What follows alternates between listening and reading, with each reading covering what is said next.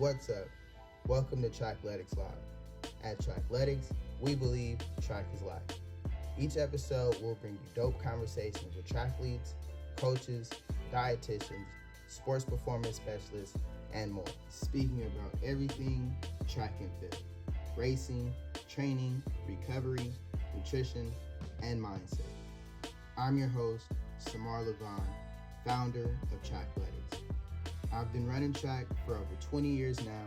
I've been a personal trainer at top gyms like Equinox, 24 Hour Fitness, and LA Fitness.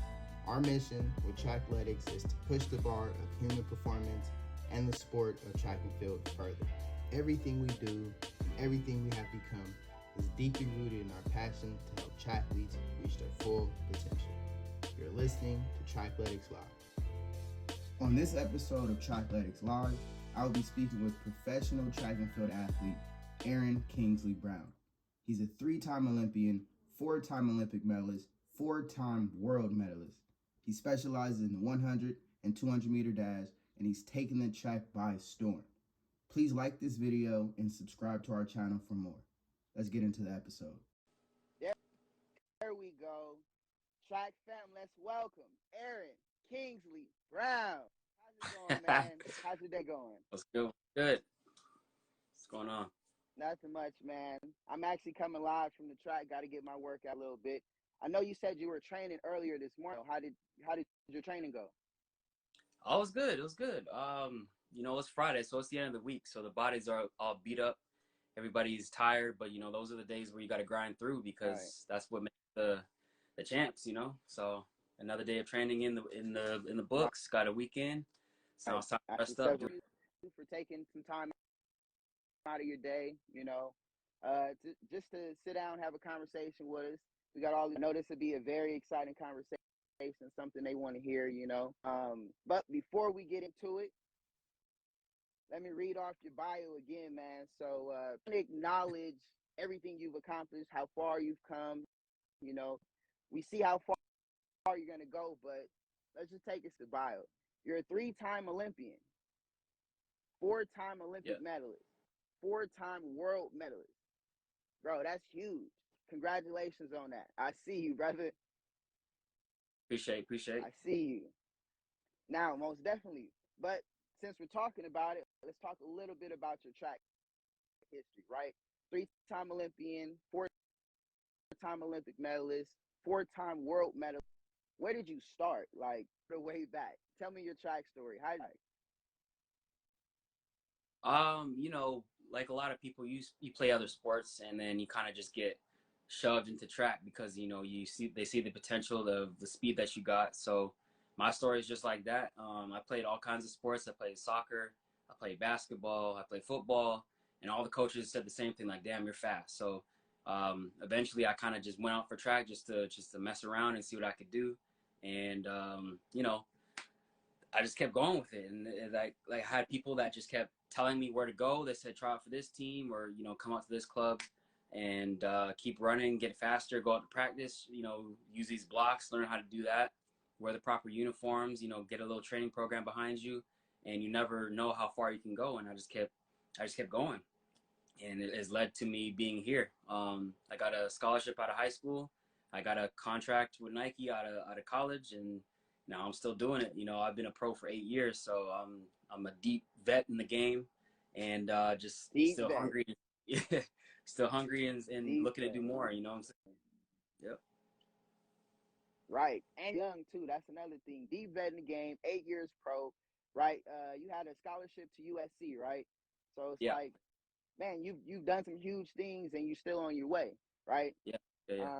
That's crazy. That's really good to hear. So sounds like you've had some good coaches along the way, kind of guiding you and keeping you on a good path, right? Having some good coaches just continue to fuel the fire and all that. That's pretty dope. Love to hear it, right? Love to hear it. So would you say that's what keeps you going, or like track is a hard sport, so you can have some coaches that tell you you can do this, you can be great, but you got to want it yourself, right? So, like, what exactly keeps you going? What keeps me motivated is just my goals, man. Like, you only have a certain amount of time in the sport, so you're trying to get the most out of it. And I feel like I still have more that I can get out of it. You know, I've won medals at the Olympics. I won medals at the World Champs. I ran, you know, sub 10, sub 20. But there's still boxes I want to check off my list. And, you know, I feel like there's more to be done. And so the work doesn't finish until I get to a point where I'm satisfied. I'm like, okay, I've done all I can do in this sport. And I also just love to, you know, inspire. I put out content on my socials because I like to inspire the next generation to come up and do similar things or even better than what I did. And I know the more that I go and the more that I accomplish, the more others will be inspired behind me. So I really just do it for the next generation and people like my son. I want to be a shining example of how you can persevere and overcome anything and kind of just, you know, come from not really nothing, but a place where you never knew you could achieve something like I've gone on to do. Just show that anything's possible and continue to rise up. That's really my aim. That's what keeps me going every day. That's deep, man. That's deep. I always see your content. I personally follow you, but we follow you on the page as well. You definitely have some inspiring content. I'm always commenting.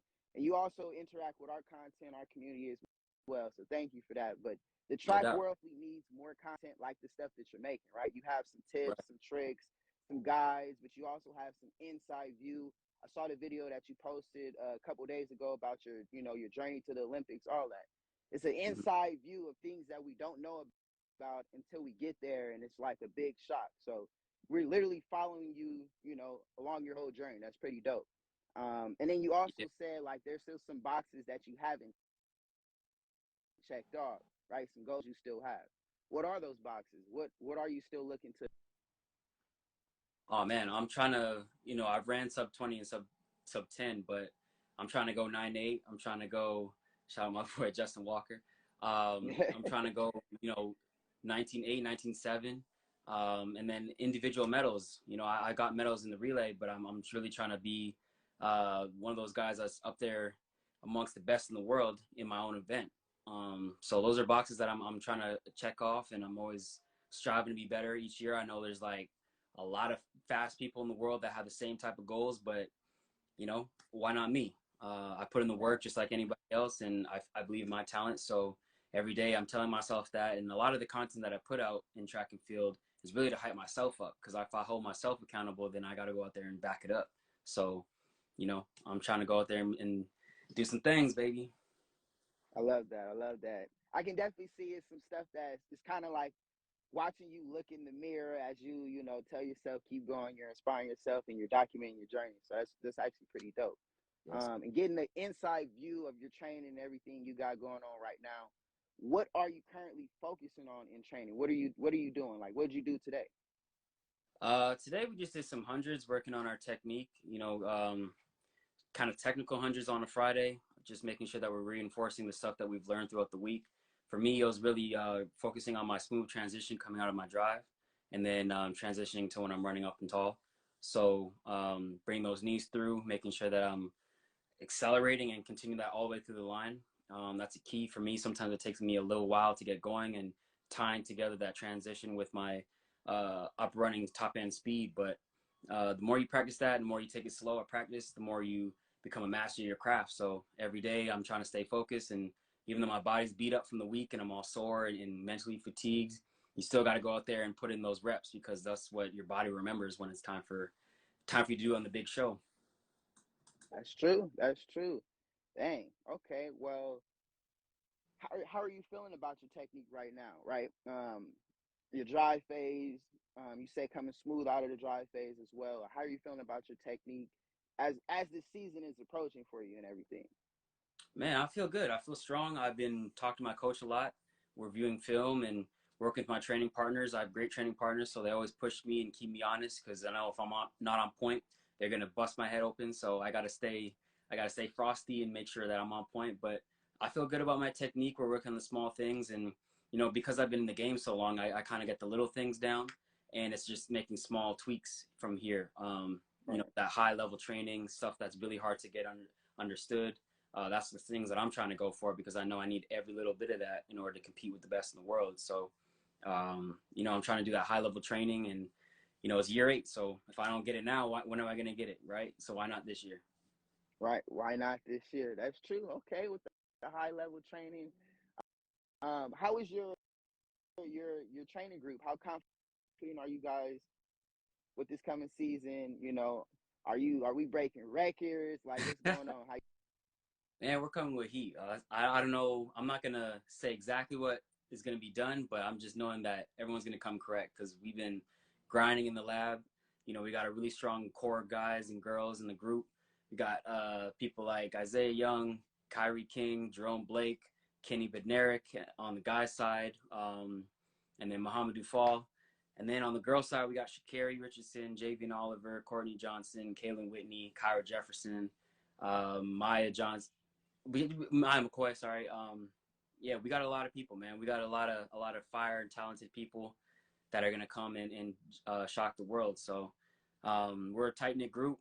Everybody, you know, we rock with each other. We're out there vibing every day at practice, pushing each other to be the best that we can be. And I just feel like when we open it up, you know, we're gonna show some people what we can do, and we're gonna try and take that all the way throughout the year. that's deep. Y'all definitely a deep squad there. That's a dangerous team you got. Y'all might be able to put some relays together and like challenge some other squads out there. That's Yep. wow. And That's TT Terry, really I good forgot to TT. hear. My bad. I knew I was missing something. Oh man, she's a monster on the Yeah. track too. How could I So forget yeah, Trojan sister? yeah. How could you forget that? Nah, but dang, I love to hear Trackletes coming together, training together. You know, making a family, continuing to push each other. Because it seems like the generation before us was almost like enemies, like they really didn't like each other.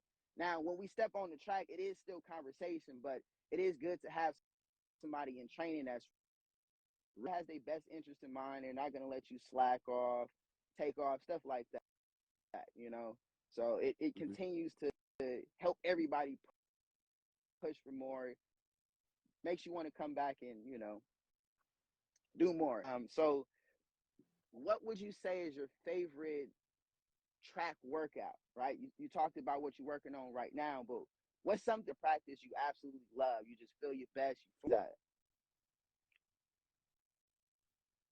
I think I'd say probably 120s, 120s or 150s.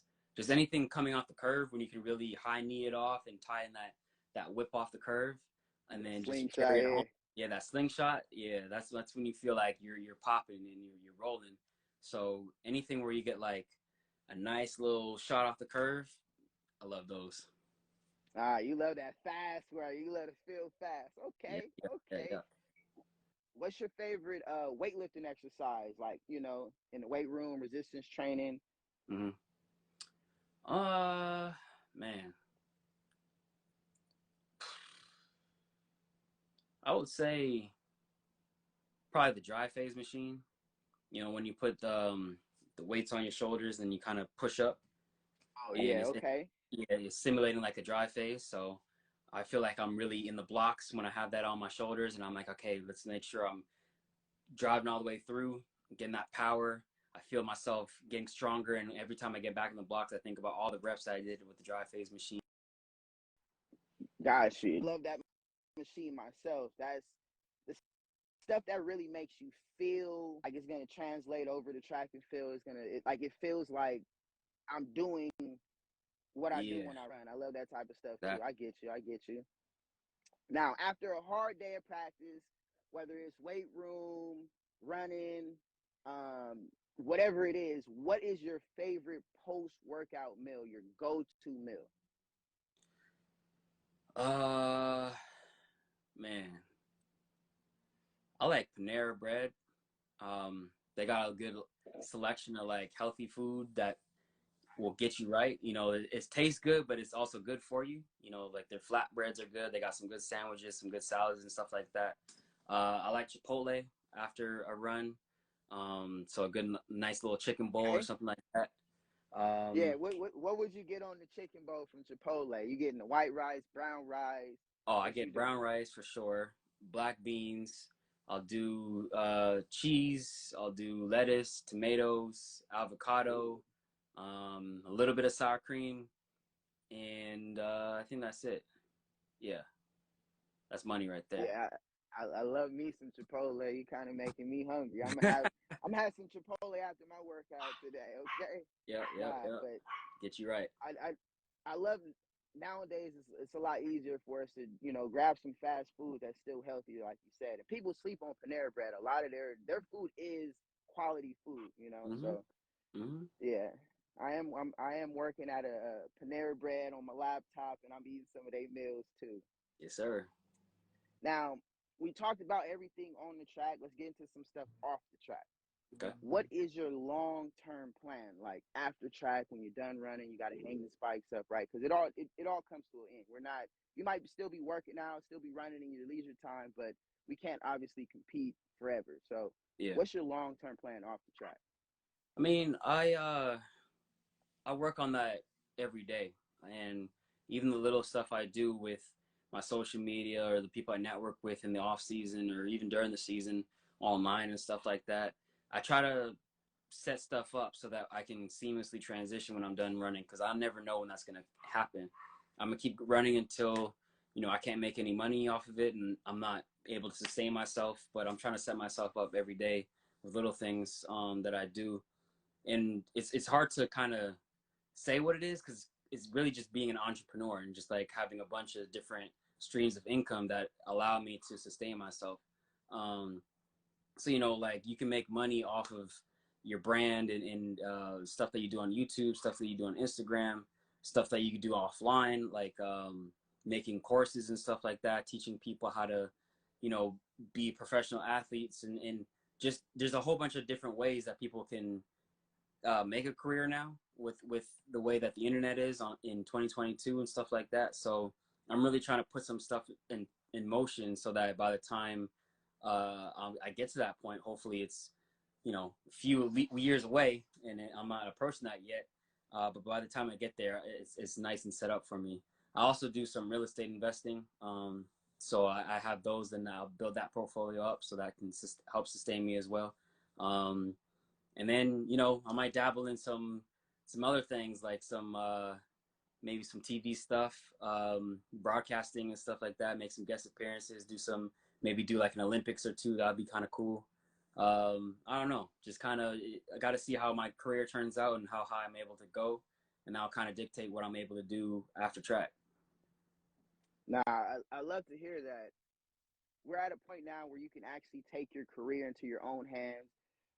Like Kanye says, tell your own narrative, right? So Mm-hmm. the way you're going about making your videos, documenting your own journey. There's a lot of people that have ran track, didn't win anything, but ran some fast times, great people, own businesses, but the world doesn't really know because they're not the Usain Bolts and Right. stuff like that. But now we're at a point where you can actually build your own personal brand, document your journey, like all the things that you have accomplished. Like you've accomplished some major things even while you were young in the game, So even going back and showing old school footage, working it in, you really get to tell your story, inspire the next generation. It's something that you're also leaving for your son, So he's going to be able to go back to your YouTube channel, like Right. he's going to be able to go, okay, my dad was here. He's that's setting standards for him as well, right? So, and Right. Right. the way that you're motivating people, you're already commentating. You're already going to be able to make some guest appearances on shows, other podcasts, stuff Yeah. like that. You might be able to make your own too. So, Right. Right. Right. I love the way that we can take it now, and I definitely see how far you can take your personal brand. So, keep going, brother. I'm definitely here to support you as well. With I appreciate that. I appreciate with that. Trackletics and personally as well. I follow No doubt. your career personally too. So now, last question, right? Before we sum this, what's Okay. something that you would tell yourself back when you were a high school freshman? Something that really changed the game for you, right? Something Mm-hmm. that you might have really needed to hear. If you could really give yourself a talk, what would you say to yourself? I'll tell myself you don't have to have it all figured out. I used to stress when I was younger about what I was gonna be and how it all turned out. But honestly, as long as you apply yourself and you have a plan for tomorrow and you have people around you that are positive and uplifting you and motivating you to be better, you'll find your path along the way. And you don't have to stress that at an early age, because it changes all the time. Like, you might not know exactly what you want to be or what you're going to turn out to be, but you'll find your way as long as you stay committed to what you're doing in the moment. Find things that you're passionate about and just continue to pursue that. Put the right people in place that'll help you get there. Because everybody has their own opinions on what you should do, and people will tell you all kinds of stuff, and they might say like, oh, this person is doing such and such, you should be like them. And on social media and stuff, you can get caught up with comparing yourself with everybody else, especially today. But everybody has their own path, and you'll figure it out on the way. Just have fun, be passionate about something, and chase that, and don't set limits on yourself. If it doesn't work out, find out how you can make it work. And there's always different ways to get to a destination, so you don't have to, if one door closes, just give up on that dream. You find another door that you can go through, and that might take you on a path to something that you didn't even know you were passionate about, that you liked. As long as you just keep trying stuff, you'll get to some sort of destination in the end. So don't give up, and don't be stressing so early at a young age, because you can figure this thing out, man. There's many ways to play this game of life. Right. Bars, real. Couldn't have said it any better myself. No better way to end it off. Mic drop on that. Let me take another second to say thank you again, brother, for having this conversation with us, taking some time out of your day, sitting down. We really appreciate it. I feel like I asked some deep questions. I kind of got to know you a little bit, and your fans got to know you a little bit more as well. But good luck this season. I'm wishing you a healthy season with plenty PRs, plenty records. I'm definitely going to be following your journey, man. Good luck this season. That, man. Appreciate you. Hey, I want to say I love what you do too. Like you said, we need more track content. So I love all the big pages. I try to support as many as I can, and keep doing what you're doing as well, because it's helpful for the sport. If we're going to keep this thing going, we need more people passionate about track and field who talk about it, and let people know about track culture, because it's a dope culture, but not a lot of people know about it, because we're not like the big sports like basketball and football and stuff. But I appreciate you too. Just want to throw that out there, and thanks for having me on, man. Thanks, brother. Thanks. I appreciate that.